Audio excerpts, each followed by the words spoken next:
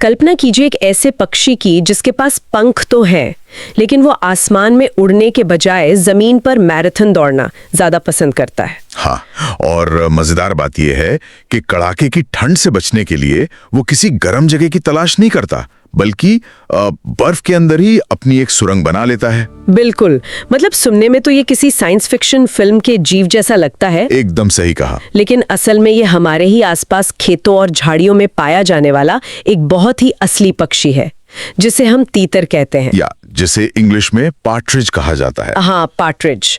तो आज के इस गहन विश्लेषण में हम वर्ल्ड इन्फो द्वारा दिए गए जो विस्तृत दस्तावेज और शोध है उन पर चर्चा करेंगे, और हमारी कोशिश ये समझने की होगी कि एक साधारण सा दिखने वाला ये जमीनी पक्षी आखिर सर्वाइवल और छलावरण यानी कैमोफ्लेज का इतना बड़ा उस्ताद कैसे बन गया। इस पूरे दस्तावेज में ना जो पैटर्न सबसे ज्यादा उभर कर आता है वो ये है कि तीतर का शरीर और उसकी आदतें, ये दोनों ही अपने आप में इवोल्यूशनरी इंजीनियरिंग का एक मास्टर क्लास है। हाँ, मतलब विकासवादी डिजाइन का एक बेहतरीन नमूना। बिल्कुल।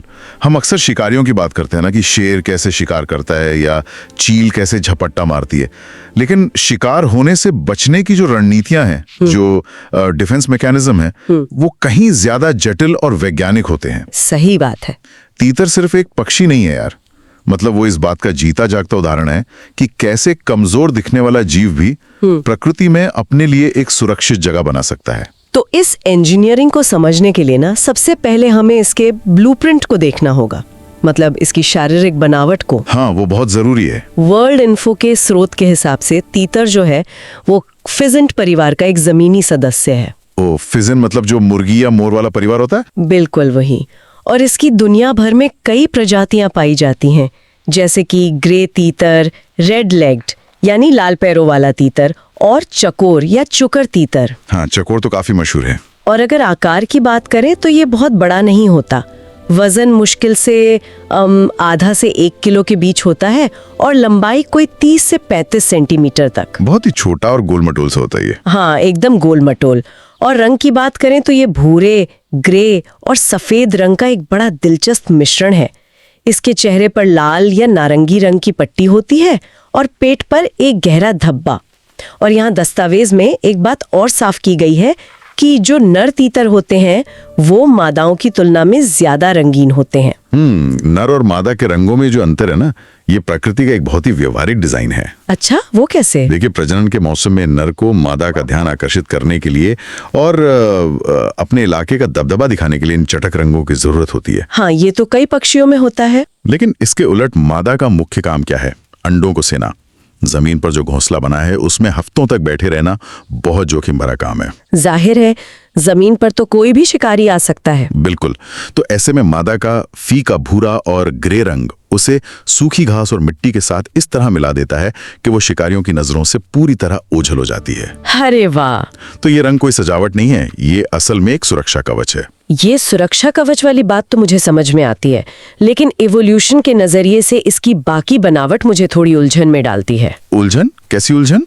मतलब स्रोत में बताया गया है कि इसके पैर जमीन खोदने और भागने के लिए बहुत मजबूत होते हैं, लेकिन इसके पंख छोटे और गोल होते हैं। हाँ, ये सच है। तो एक तरफ प्रकृति इसे पंख दे रही है जिसे बनाने में शरीर की इतनी ऊर्जा खर्च होती है, और दूसरी तरफ वो जीव उन पंखों का इस्तेमाल आसमान में सुरक्षित उड़ने के लिए कर ही नहीं रहा है। वो जमीन पर ही भागना पसंद कर रहा है।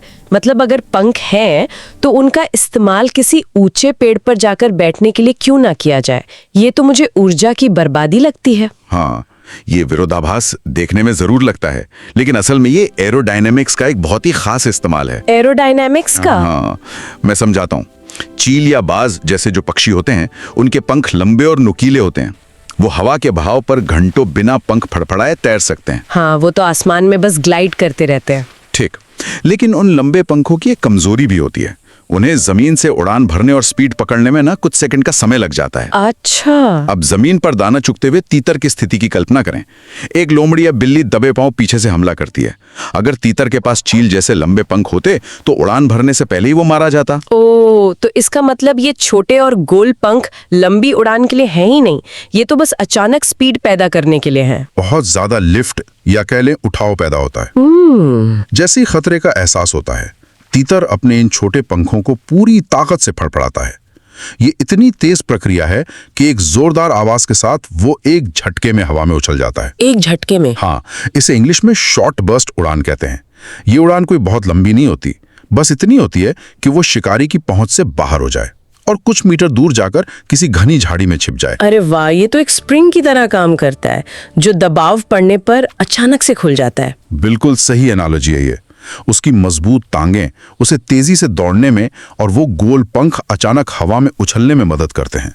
ये दोनों चीजें मिलकर उसे एक बेहतरीन एस्केप आर्टिस्ट बनाती हैं। और इस भागने और छिपने की रणनीति का सीधा कनेक्शन इस बात से भी है कि ये पक्षी रहता कहाँ है। हाँ, इसका हैबिटेट। स्रोत बताता है कि तीतर घने जंगलों के बजाय खुले मैदानों, खेतों और घास के इलाकों में रहना पसंद करते हैं। हाँ, लाइट वुड्स में भी पाए जाते हैं। यूरोप, एशिया और उत्तरी अमेरिका के अलावा भारत में भी ये यूपी, राजस्थान और पंजाब के खेती वाले इलाकों में बहुत मिलते हैं। बिल्कुल, खुले मैदानों में दौड़ने और छिपने के लिए काफी जगह होती है। लेकिन इन खुले मैदानों में मौसम की मार भी तो सबसे ज्यादा पड़ती है ना। और यहीं पर दस्तावेज में एक ऐसी बात सामने आती है जो सच में दिमाग चकरा देती है। अब बर्फ वाली बात करें ना। हाँ, ये पक्षी अत्यधिक ठंडी या गीली जगहों से दूर रहता है, लेकिन जब सर्दियां आती हैं तो गर्मी बनाए रखने के लिए ये बर्फ के अंदर ही एक सुरंग या गड्ढा खोदकर सोता है। हाँ, ये बहुत ही हैरान करने वाला तथ्य है। मतलब बर्फ तो खुद जमने वाली चीज है, वो गर्मी कैसे दे सकती है? ये सुनने में फिजिक्स के नियमों के खिलाफ जरूर लग सकता है, लेकिन वास्तव में ये थर्मोडायनेमिक्स का बहुत ही चतुर इस्तेमाल है। वो कैसे? होता यह है कि जब हवा चलती है तो वो शरीर की गर्मी को बहुत तेजी से सोख लेती है। इसे विंड चिल फैक्टर कहते हैं। हाँ, वो बर्फीली हवा जो हड्डियों तक चुभती है। बिल्कुल, खुले मैदानों में सर्दियों की रातों में ये ठंडी हवा जानलेवा हो सकती है, लेकिन जब ताजी बर्फ गिरती है ना, तो उसके क्रिस्टल्स के बीच बहुत सारी हवा फंसी रह जाती है। Trapped air. हाँ, और ये रुकी हुई हवा ऊष्मा की यानी हीट की बहुत अच्छी कुचालक या इंसुलेटर होती है। तो बर्फ असल में कंबल का काम कर रही है जो बाहर की ठंडी हवा को अंदर नहीं आने देती। एकदम सही। और उससे भी बड़ी बात यह है कि वो अंदर की गर्मी को बाहर नहीं जाने देती। अच्छा। जब तीतर बर्फ के अंदर एक छोटी सुरंग बनाता है और उसमें बैठता है, तो उसके शरीर से निकलने वाली गर्मी उस छोटी सी जगह के तापमान को बाहर के मुकाबले कई डिग्री तक बढ़ा देती है। अरे वाह। बर्फ की दीवारें उस गर्मी को बाहर रिसने ही नहीं देती। ये बिल्कुल उसी सिद्धांत पर काम करता है जिस पर आर्कटिक में इग्लू बनाए जाते हैं। क्या बात है। तो जिस बर्फ से वे बचते हैं, उसी बर्फ का इस्तेमाल वे अपनी जान बचाने के लिए कर लेते हैं। ये तो प्रकृति का अपना ही आर्किटेक्चर है। और एक और दिलचस्प बात यह है कि इस इग्लू में या बाहर मैदानों में तीतर अकेले नहीं रहते। हाँ, उनका सोशल स्ट्रक्चर बड़ा खास होता है। जानकारी के हिसाब से ये 10 से 25 पक्षियों के छोटे समूहों में रहते हैं जिन्हें कोवी कहा जाता है। कोवी? हाँ। अब यहाँ मुझे एक डाउट है। अगर कोई खुले मैदान में है जहाँ लोमड़ी और बाज जैसे शिकारी घूम रहे हैं, तो 25 पक्षियों का झुंड तो दूर से ही नजर आ जाएगा ना। ये तो खुद खतरे को दावत देने वाली बात हुई। छिपने के लिए तो अकेला रहना ज्यादा सेफ होना चाहिए। ओह, ये डाउट आना बहुत नॉर्मल है, लेकिन बिहेवियरल इकोलॉजी में इसे ना मेनी आईज हाइपोथेसिस कहते हैं, मतलब कई आंखों का सिद्धांत। अच्छा, तो सब मिलके पहरा देते हैं। एक तरह से हाँ। जमीन पर दाना चुगने वाले पक्षी के लिए हर समय सिर उठाकर चारों तरफ देखना मुमकिन नहीं है। उसे खाना भी तो खोजना है। हाँ, सारा टाइम ऊपर देखेगा तो खाएगा क्या? तो जब वे 20-25 के झुंड में होते हैं तो ये जिम्मेदारी बढ़ जाती है। जब कुछ पक्षी जमीन खोदकर खाना ढूंढ रहे होते हैं, तो झुंड के कुछ और पक्षी सिर उठाकर आसपास की निगरानी कर रहे होते हैं। मतलब उनके पास अपना खुद का एक पूरा रडार सिस्टम होता है। और ये रडार सिस्टम बहुत ही असरदार है। जैसे ही कोई एक पक्षी किसी खतरे को देखता है, वो एक खास और तेज चेतावनी वाली आवाज निकालता है, अलार्म कॉल। हाँ, और इस आवाज को सुनते ही पूरी कोवी एक साथ हवा में उछलती है और अलग अलग दिशाओं में बिखर जाती है। इससे शिकारी कंफ्यूज हो जाता होगा। बिल्कुल, इसे प्रेडेटर कंफ्यूजन इफेक्ट कहते हैं। जब 20 पक्षी एक साथ शोर करते हुए अलग अलग दिशाओं में भागते हैं ना, तो शिकारी के दिमाग का विजुअल ट्रैकिंग सिस्टम एकदम सुन्न हो जाता है। वो तय ही नहीं कर पाता होगा कि किसके पीछे भागे। आज एक जीवन नहीं है, बल्कि सर्वाइवल की एक पक्की गणितीय रणनीति है। सच में ये तो किसी एकदम वेल प्लान्ड सैन्य अभ्यास जैसा लगता है। अब जाहिर है इस तरह की भागदौड़ और ऊर्जा से भरी रणनीति के लिए उन्हें ईंधन भी तो उसी स्तर का चाहिए होगा। बिल्कुल, डाइट बहुत अहम रोल प्ले करती है। आहार को लेकर स्रोत बताता है कि तीतर पूरी तरह से सर्वाहारी यानी ओमनिवोरस है। ये बीज, अनाज और जड़ें खाते हैं और किसानों के खेतों से गेहूं, जौ और बाजरा भी चुग लेते हैं। हाँ, तभी ये खेतों के आसपास ज्यादा दिखते हैं। और सर्दियों में बेरीज और गर्मियों में भारी मात्रा में कीड़े मकोड़े खाते हैं। ये इतनी वैरायटी वाला आहार निश्चित रूप से उन्हें किसी भी माहौल में ढलने में मदद करता होगा। यहाँ ना कीड़े मकोड़ों का सेवन विशेष रूप से बहुत जरूरी है, खासकर प्रजनन के मौसम में और बच्चों के लिए। प्रोटीन के लिए? हाँ, बीजों और अनाजों से तो उन्हें कार्बोहाइड्रेट मिलता है जो ऊर्जा देता है, लेकिन कीड़ों से उन्हें हाई क्वालिटी वाला प्रोटीन मिलता है। जमीन पर रहने वाले पक्षियों के बच्चों को ना बहुत तेजी से बड़ा होना पड़ता है ताकि वे शिकारियों से भाग सकें, और उस तेज शारीरिक विकास के लिए प्रोटीन ही सबसे बड़ा बिल्डिंग ब्लॉक है। समझ गई। आहार के बाद इनकी दिनचर्या का एक ऐसा हिस्सा है जो स्वास्थ्य है और साफ सफाई को लेकर हमारी जो आम समझ है उसे पूरी तरह चुनौती देता है। आप डस्ट बाथ्स की बात कर रही हैं? हाँ बिल्कुल। स्रोत में डस्ट बाथ्स यानी धूल स्नान का जिक्र है। बताया गया है कि दिन के समय ये जमीन में छोटे गड्ढे बनाकर सूखी धूल में लेटते हैं और अपने पंखों पर मिट्टी डालते हैं। हाँ, ये बड़ा आम नजारा है। और लिखा है कि ऐसा परजीवी कीड़ों से बचने के लिए किया जाता है। अब मुझे ये बताइए, पानी से नहाना और गंदगी साफ करना तो समझ में आता है, लेकिन मिट्टी और धूल तो खुद ही गंदगी है। धूल से कोई साफ कैसे हो सकता है? ये पक्षी विज्ञान के सबसे दिलचस्प मैकेनिज्म में से एक है। इसे समझने के लिए हमें थोड़ा माइक्रोस्कोपिक लेवल पर जाना होगा। अच्छा। पक्षियों की त्वचा में ना एक खास ग्रंथि होती है जो तेल छोड़ती है। ये तेल पंखों को मौसम की मार से बचाता है और उन्हें लचीला रखता है, एक तरह का नेचुरल वाटरप्रूफिंग। हाँ, लेकिन समय के साथ ये तेल पुराना और चिपचिपा हो जाता है और फिर इसमें जूं, घुन और बाकी सूक्ष्म परजीवी पनपने लगते हैं। तो ये पुराना तेल एक तरह से कीड़ों के लिए एक बढ़िया घर बन जाता है। ठीक कहा आपने। अब जब तीतर सूखी और बारीक धूल में लेटकर अपने पंखों को फड़फड़ाता है तो वो धूल गहराई तक पंखों की जड़ों में पहुंच जाती है। बारीक धूल के वो कण उस फालतू और पुराने तेल को पूरी तरह सोख लेते हैं और इसके साथ ही धूल के जो छोटे और खुरदरे कण होते हैं वो परजीवियों के शरीर के बाहरी आवरण को रगड़कर नुकसान पहुंचाते हैं। मतलब ये धूल एक तरह से ड्राई शैम्पू और सैंडपेपर दोनों का काम एक साथ कर रही है। बिल्कुल सही। और जब तीतर खड़ा होकर के अपने पंखों को जोर से झाड़ता है तो वो सारा पुराना तेल, मृत त्वचा, धूल और परजीवी सब एक साथ शरीर से बाहर गिर जाते हैं। कमाल की तकनीक है ये तो। और इसके अलावा इस धूल नहाने का एक और बहुत बड़ा फायदा है और वो है छलावरण में, कैमोफ्लाज में। वो कैसे? जिस इलाके की मिट्टी में वो नहाते हैं ना, उनके पंखों पर उसी मिट्टी की एक हल्की परत चढ़ जाती है। ओह, तो वो उसी रंग के हो जाते हैं। हाँ, इसका नतीजा ये होता है कि उनका रंग हूबहू उस जगह की जमीन से मैच कर जाता है। अगर वे खेत की मेड़ पर चुपचाप बैठ जाएं, तो इंसान तो क्या, एक तेज नजर वाला बाज भी उन्हें मिट्टी का ढेला ही समझेगा। ये तो सफाई और सुरक्षा का एक बेहतरीन कॉम्बो हो गया। बिल्कुल। लेकिन देखिए, सर्वाइवल की कोई भी कहानी तब तक पूरी नहीं होती जब तक कि वो प्रजाति अपनी अगली पीढ़ी को सुरक्षित रूप से इस दुनिया में ना ले आए। हाँ, रिप्रोडक्शन सबसे अहम कड़ी है। और यहाँ तीतर की जो प्रजनन रणनीति है वो श्रोता का सबसे चौंकाने वाला हिस्सा है। दस्तावेज बताता है कि तीतर मोनोगैमस होते हैं, मतलब वे जीवन भर एक ही साथी के साथ रहते हैं। वे जमीन पर घास और पत्तियों से घोंसला बनाते हैं और फिर एक आंकड़ा आता है जो सच में किसी को भी हैरान कर दे। आप अंडों की संख्या की बात कर रहे हैं? हाँ, मादा तीतर एक बार में 10 से 22 तक भूरे अंडे देती है। 22 अंडे! पक्षियों की दुनिया में ये संख्या तो अविश्वसनीय रूप से बड़ी है। इतने सारे अंडे देने के पीछे क्या विज्ञान हो सकता है?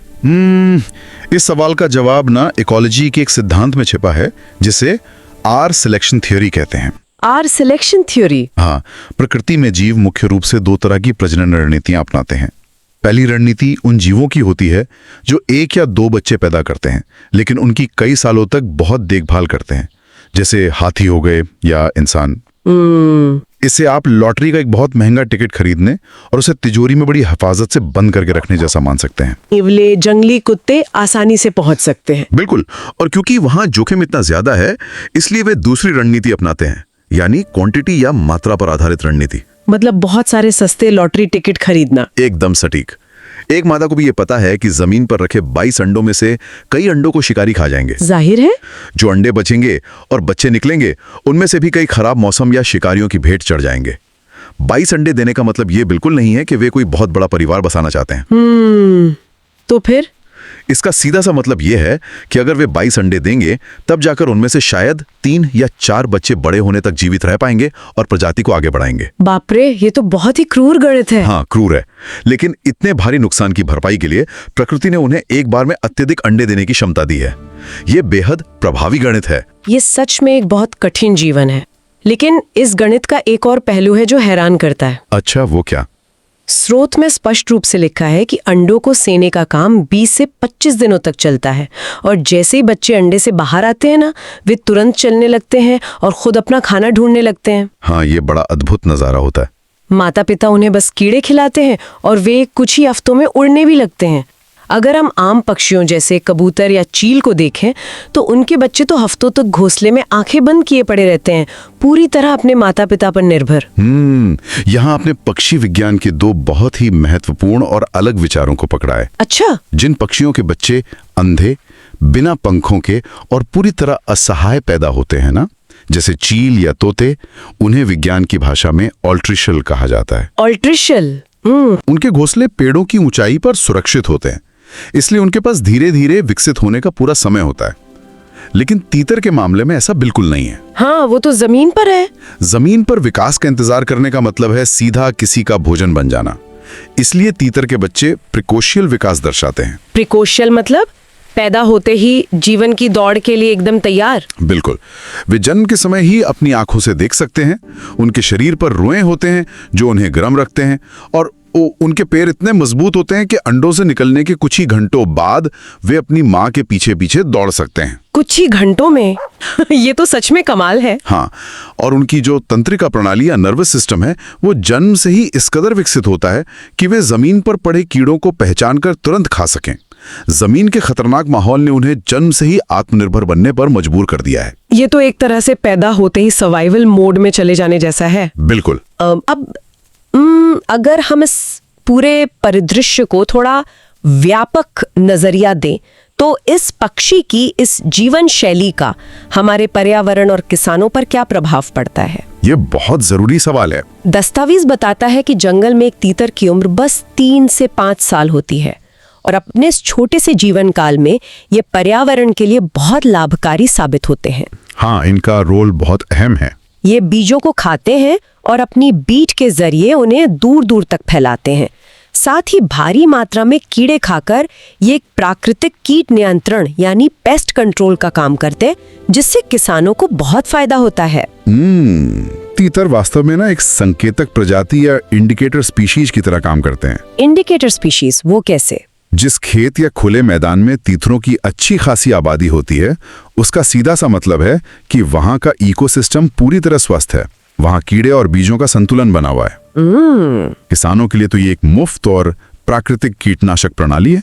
हालांकि वे थोड़ा बहुत अनाज भी खाते हैं, लेकिन कीड़ों को खाकर वे जो फसल की रक्षा करते हैं, उसका मूल्य उस खाए गए अनाज से कहीं ज्यादा होता है। लेकिन इसी के साथ स्रोत में एक बहुत ही महत्वपूर्ण विरोधाभास भी सामने आता है। तीतर को गेम बर्ड का दर्जा दिया गया है। हाँ, ये उनका एक दुर्भाग्यपूर्ण इतिहास रहा है। ऐतिहासिक रूप से दुनिया भर में लोग अपने शौक के लिए इनका शिकार करते आए हैं, लेकिन दस्तावेज ये भी स्पष्ट करता है कि अब कई देशों में और विशेष रूप से भारत में इन्हें कड़ा संरक्षण प्राप्त है। गेम बर्ड का ये इतिहास ना इनके लिए सच में एक बड़ा अभिशाप रहा है। सदियों से तीतर अपनी अचानक तेज उड़ान और स्वादिष्ट मांस के कारण शिकारियों की पहली पसंद रहे हैं। जब तक शिकार पारंपरिक था, तब तक इनकी 22 अंडे देने वाली रणनीति आबादी को संतुलित रखती थी। लेकिन फिर आधुनिक हथियार आ गए। बिल्कुल। जब बंदूकों और आधुनिक शिकार के तरीकों का प्रवेश हुआ, तो खेल पूरी तरह से बदल गया। उनका छलावरण और वकूवे की सुरक्षा बंदूकों के आगे एकदम बेअसर साबित हुई। जाहिर सी बात है, गोली से तो वो नहीं बच सकते। आबादी इतनी तेजी से गिरने लगी कि पूरे इकोसिस्टम में असंतुलन पैदा होने का खतरा मंडराने लगा, और इसी कारण से दुनिया भर की सरकारों को सख्त कानून लागू करने पड़े। ये शिकार का अंधाधुंध चलन ही था जिसने इनके संरक्षण को अनिवार्य बना दिया। ये एक बहुत ही साफ उदाहरण है कि कैसे मानवीय हस्तक्षेप किसी प्रजाति के हजारों साल के सर्वाइवल मैकेनिज्म को कुछ ही दशकों में पूरी तरह बेअसर कर सकता है। एकदम सही कहा आपने। तो अगर हम वर्ल्ड इन्फो की इस पूरी जानकारी और आज के इस विश्लेषण को समेटें, तो हमने एक ऐसे पक्षी को डिकोड किया है जो ऊपर से भले ही साधारण दिखे, लेकिन अंदर से वो सर्वाइवल का एक मास्टरमाइंड है। बिना किसी शक के। उसके छोटे पंख एरोडायनामिक भागने की मशीन है। उसका बर्फ में सुरंग बनाना थर्मोडायनामिक्स का एक चमत्कार है। उसका धूल में नहाना एक वैज्ञानिक सफाई प्रक्रिया है। और उसका भारी संख्या में अंडे देना एक सोची समझी रिस्क मैनेजमेंट रणनीति है। तीतर का पूरा अस्तित्व ही इस बात का प्रमाण है कि प्रकृति में जीतने का मतलब हमेशा सबसे बड़ा या सबसे ताकतवर होना नहीं होता। बिल्कुल। कई बार जीतने का मतलब होता है अपने माहौल को सबसे अच्छी तरह समझना, उसमें छिपने की कला में माहिर होना और बदलती परिस्थितियों के हिसाब से खुद को ढाल लेना। उनकी कोवी की सामूहिक बुद्धिमत्ता और उनकी शारीरिक क्षमता उन्हें दुनिया के सबसे सफल जमीनी पक्षियों में से एक बनाती है। ये सब वाकई बहुत प्रेरित करने वाला है। लेकिन इस पूरी चर्चा के बाद एक ऐसा विचार सामने आता है जो थोड़ा विचलित भी करता है और सोचने पर मजबूर भी करता है। वो क्या? अगर हम गहराई से देखें तो तीतर की पूरी रक्षा प्रणाली, उसका छलावरण, उसकी भोजन की आदतें और जमीन पर बने उसके घोंसले, मेरा मतलब है ये सब कुछ जमीन, मिट्टी, घास और खुले खेतों पर ही निर्भर है। हाँ, मिट्टी ही उसका घर है और मिट्टी ही उसका सुरक्षा कवच। लेकिन आज के दौर में जिस तेजी से हमारे आसपास कंक्रीट के जंगल बढ़ रहे हैं, शहर बेतहाशा फैल रहे हैं और प्राकृतिक जमीनी आवरण यानी जो ग्राउंड कवर है वो डामर और सीमेंट के नीचे दबता जा रहा है। ये कड़वी सच्चाई है। तो ऐसे में एक बहुत बड़ा सवाल खड़ा होता है। जिस पक्षी ने लाखों सालों के विकासवाद से खुद को मिट्टी के रंग में छिपाने और घास के मैदानों में दौड़ने में महारत हासिल की है, वो कंक्रीट के इस ग्रे रंग में खुद को कैसे बचाएगा? ये सच में एक बहुत गहरी चिंता का विषय है। क्या उसकी सदियों पुरानी ये सर्वाइवल रणनीतियां भविष्य के इस बदलते परिदृश्य में काम आ पाएंगी, या फिर इस जमीनी पक्षी को अपने अस्तित्व को बचाए रखने के लिए इवोल्यूशन के कुछ बिल्कुल नए अध्याय लिखने होंगे? सोचने वाली बात है। ये एक ऐसा विचार है जो केवल तीतर ही नहीं बल्कि हमारे आसपास के पूरे पारिस्थितिकी तंत्र के भविष्य पर एक बड़ा प्रश्न चिन्ह लगाता है। इसी विचार के साथ आज के इस गहन विश्लेषण को हम यहीं विराम देते हैं।